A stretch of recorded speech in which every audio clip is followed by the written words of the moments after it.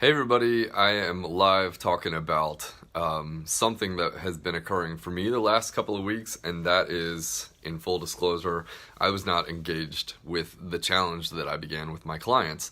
And I'm saying this because, number one, I want you to understand that trainers are human too. I think sometimes there's this concept put out by trainers that you guys have to be perfect and impeccable and like, oh, it's so easy. And the reality is, lifestyle change over the long haul is work. And it's often easy to start yourself, but it isn't often easy to keep it going for years to come. So for many, many people, trying a challenge out or trying a new gym routine out one time can be wildly successful, and then immediately after that, it gets harder.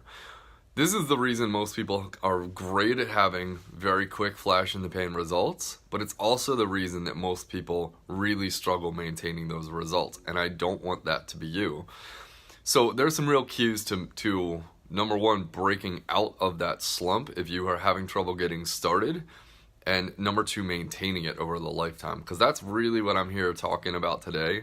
For a lot of you, if you tried in the New Year's and you haven't been doing something, there is that initial like wind behind your sail where it's exciting and you're into it and you're all in. I see this with my clients. I just ran a trial in January, and we start off with like 25 people locally who begin, and they're all excited, and yet for some reason a third of them don't make it past 2 or 3 weeks, and it's because of this issue. Is that it's easy to have wind in your sail to get started. It's often hard to keep going.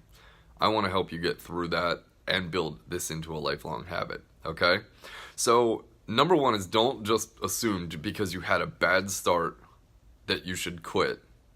And for those of you who got started and had a good start and then quit, don't assume because you hit a blip that you should quit either. There's this bad assumption we have in our mind like, oh, screw it, I didn't do it right.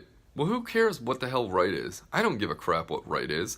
If you started a challenge or a gym and you had 3 good weeks and then 2 bad weeks, then go back. Like, it's not too late to get back into a routine. Go back. Don't ever assume because you hit a blip, because you hit a barrier. You're like, oh shoot, I'm busy, or I'm kind of tight and sore. Should never discourage you from continuing just because you have a bad week. And what I see people do far too often is they start a challenge, they start a gym, they start something, they have one bad week with time, and then they go, oh God, it can't work. That is the reason that too many people fail. So you've got to focus on getting rolling, that sort of long-term focus of it, okay? And the reality is, I always say this to people, from here until the goal you want to achieve, you're going to have bad weeks and months where you disengage. You're going to get too busy, you're going to get distracted, you're going to find an excuse, you're going to have some sort of pain. There's going to be stuff in the way between you and what you want to get to. So never assume just because you have a bad start or a bad middle that means, oh, let's throw my health out the window because, imagine how bad you'd suck at your job if the first time you came across a bad week where you weren't in the zone, and you weren't productive, and you didn't want to do the project you're on, if you were just like, hey boss, hey, I'm going to quit. I don't think I'm going to work anymore because I just had a really bad week. I mean, who the crap would ever say that? Unless you have a trust fund or a parent that pays for you. Who would ever say that? And yet, for some reason with our health, people love to say, oh, my schedule just got too busy. Well, fucking fix it then. Like, your schedule got too busy. Congratulations. Make it a priority, or it's not going to be a benefit to you, okay? Make your health a priority or it's going to go away. So, just don't ever quit just because you have a bad week or two, okay? Number two, and this is the big difference for a lot of people who have long-term success. Short-term success, I would put in the very easy category. Long-term success, hey look, if long-term success with people's health and fat loss and all that was easy, there'd be a hell of a lot more people out there doing it. Long-term success takes time, takes a community. If you want to have long-term success, unless you are just a really locked-in, disciplined person, in which case you probably don't need help, you need a community, some sort of community. That community could be whatever it is for you, but there better be somebody that you're accountable to. Could be a buddy you train with at the gym, be careful with what buddy you pick. It could be a fitness community that you go to. This is why small gyms like mine are popping up all over the places, and big gyms are losing members, because people love the camaraderie of a community. You could have an online community where you have people who are supportive and you have some level of camaraderie if the group sort of builds that. But community is the big difference. I know in my 20s, when I was in my master's program and I was working and I was I didn't have a community I was part of. So what did I do? I did what all of you do. Sometimes I worked out, then I'd fall off, and then I'd work out, and then I'd fall off. So what were my results? Nothing. Nothing. That's what it looks like when you don't have that community, that accountability to pull you back, okay? Having a community is going to push you. It's going to be the wind behind your sail. It's going to help you get back when you have those bad weeks. Like I said, you are going to fall off the wagon between here and your goal. It's whether you get back up again or not, okay? So don't quit. Have a community. Number 3, this is how I often get myself out of that stuck place. Because for me, what happened is I started this challenge with our clients. It's a 60-day challenge. And I gotta be honest, the first 2 weeks, I was going through the motions. And I know it. I can feel myself. I can feel, you know it too, right? Do you know when you're locked in, when you're like, you flip the switch and you're like, I am on, like I'm doing this. You guys know that feeling. And then you know that feeling of, yeah, I'm doing a challenge, or I'm doing, like, sure, I'm doing this program, but your heart's not in it. You're not putting the action there. You're at about 50% or less. And so results aren't coming. I think the biggest way to pull yourself out of that rut is get excited about something. So for all of you, I want you to think about this right now. What excites you about fitness and nutrition? Do you get geeked up? For me, it's always been, I love feeling strong. So for me, I start back on the lifts that make my body feel really strong, because that always turns into me wanting to do, like, all the habits come with it, okay? So when I find myself disengaging and I'm like kind of doing workouts, not really doing nutrition, I get excited about getting really strong again. For you, that may not be it, but it's something. Is it that feeling of just sweating your, I don't know how to say that kindly, and just sweating like crazy? Is it the feeling of, like, for some people it's like getting really left brain and planning out their meals for a week and, oh, I've got this all dialed in, I'm ready, I'm prepared. For some of you, it is like, meal prep and shopping and getting all tidied up and controlled. For some of you, it's, I don't know, think about different options. But what can you get excited about? Because that's what's going to help pull you back, flip the switch, get you engaged. And if you're doing this in the beginning, it might be a little harder, but if you're doing this over the long haul, like building a lifestyle of this, you've got to start looking to that. What is the thing that tends to engage you, flip the switch, and get you to finally get there, okay?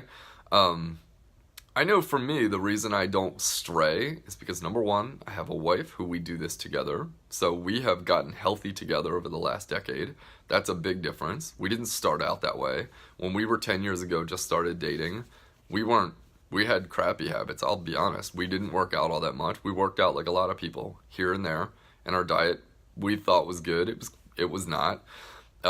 I couldn't have done this without a supportive partner, so that's been big. My fitness community, because I can't ever stray too far. I have that community just like clients do. And then I know what gets me excited and engaged. So that's how I pull myself out of that rut. Because, look, I know there's a lot of trainers out there who set this bar, like, you should just always, like, I never cheat. I have one cheat meal a week, and I never slip up every other time, and I work out this many days a week, and this is exactly my plan. Well, that's freaking awesome. But for a lot of you and me, it's not like that. You're not always on. And if you were, awesome. You're like the 1% club. But I'm not even that way. So the reality is you need real tools, okay? So the mindset is, don't ever assume just because you had a bad week that you should quit. This is the one that's the kicker. I saw every time I run a challenge locally and we get a flood of new people in here, it's sad to watch because I will have people who will convince themselves they'll lose 8-9 pounds, and they'll convince themselves, I'm going to go do something on my own different. And they don't get results. Or they go, I'm too busy for that now. I'm going to put it off. Yeah, that's a good idea. I'm going to put my health off till some other day down the road when it scares the shit out of me again. That just comes from a mindset of, oops, I had a bad week. And my analogy, if you missed it, was, what if you guys had a bad week at work and you just decided you'd quit working because you had a bad freaking week? You were unproductive and unfocused, didn't like the project you were on. And I said this earlier in this story. Imagine if that was you. You just, oh, that was a hard week, I'm quitting. Like that, it doesn't make sense. But my God, people do that with their fitness and their health all the time. I had a bad week, I better go back to no habits. It's a head scratcher, it doesn't make sense. So your mindset is, a bad week means nothing, never quit. Do not give up, get back on the horse. Number 2, build a community. Community is everything. Whether it's your partner or a workout buddy or a fitness community online or in person that you have. Community is the accountability. It's that piece that you're like, I miss those people. I want to be with those people. I love working out with those people. You need some form of community if you want to get your work done.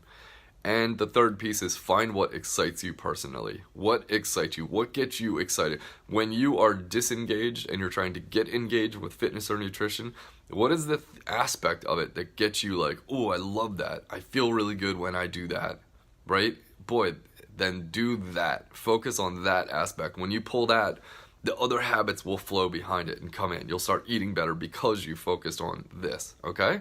So hopefully that was helpful.